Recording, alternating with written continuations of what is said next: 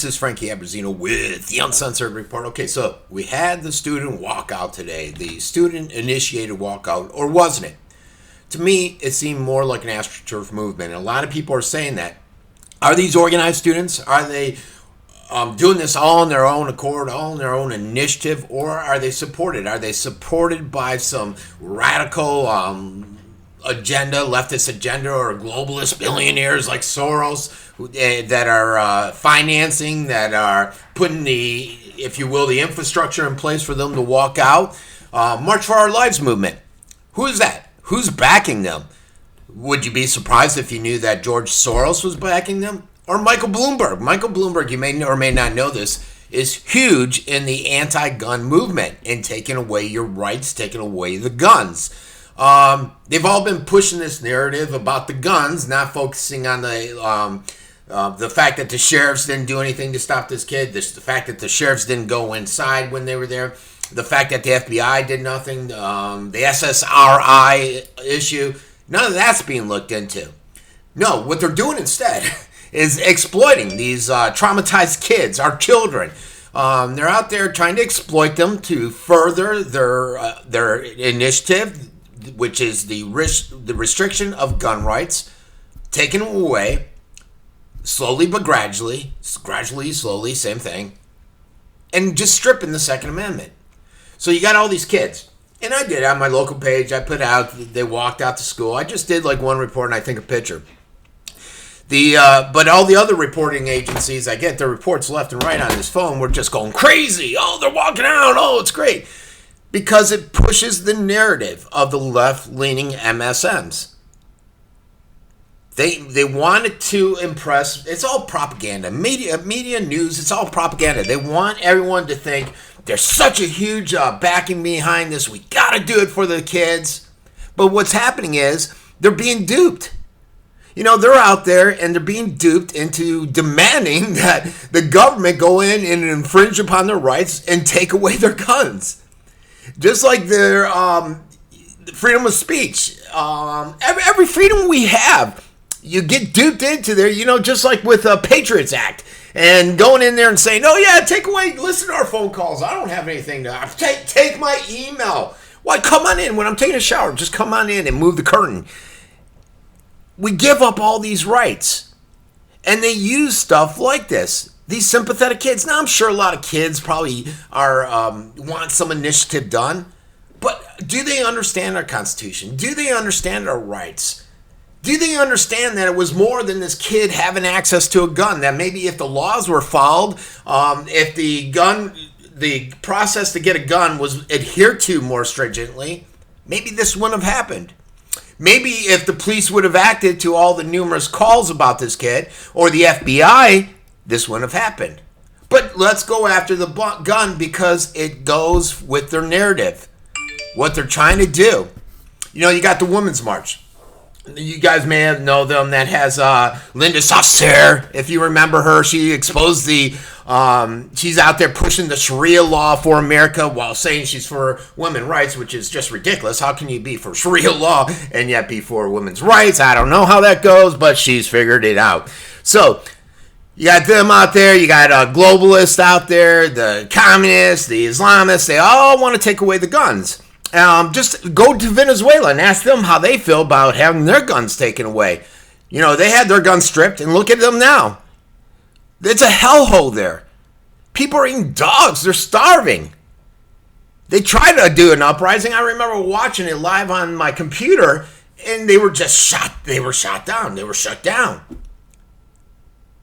And it's funny because one of the reasons countries like China has always said they're hesitant to attack something like America is because of all the guns.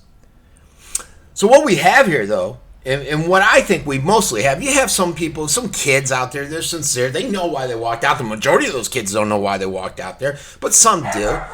Most of them are traumatized kids, though. And their emotions are being manipulated. The gun grabbers, they smell blood. It's in the water. We got to go after them. You got idiots like this Scott pushing these new laws which are infringing upon our rights. You know, going out there saying you can't get a gun till you're 21. Adding in periods and all this stuff. You know, what slowly but surely your rights are being taken away. And people always say that, oh no, we're just banning bump stock. No, you're whittling away our rights one after another. And again, this is an AstroTurf movement. Basically, if you don't know AstroTurf, that's something that's just a generic thing that surfaces. It's a phony grassroots type movement where you got powerful forces and money being pushed into it, and they're essentially useful idiots. You got stuff like the Freedom Project out there, the Freedom Project media. They're out there pushing the disarming of law-abiding Americans and saying how it would have prevented the school shooting, not cover any of the other issues, like I already said. Again, SSRIs, the FBI screw up, the local police screw up there. The list goes on and on. To get your gun, the application process, not stringently adhering to the current gun laws that are out there. And this is what, when you go after it, society knows that a lot of our youth are easy to manipulate. All right? They're immature, they're gullible, they're naive. And that's why they're not allowed to carry guns. That's why they're not allowed to vote. That's why they can't go out and just get married, or they shouldn't. In Florida, you couldn't until they just passed a law. And it's because these strong movements, MoveOn.org, another one funded by Soros, and Big Labor. How about the Big Labor? How many teachers are out there were pushing these kids? The American Federation of Teachers, they are out there and they say they purport to speak for the educators, yet they played a key role in getting this student movement. And how about the schools? There was a lady, I was listening to a talk show, and she called in and said, look, I'm a teacher. I don't want to be involved in this movement, but I'm being forced to be involved in this movement. But you don't hear about any of that through the media. The media conceals a lot of the information. They conceal the establishment financial support, backing of the student movement. They refuse to report from some of the more outlandish statements that the organizers have made. People like Hogg and his mother, who's an extremist, gun rights, anti-gun advocate. They took to Twitter urging students to go out, join the revolution. And despite this, you got the establishment media.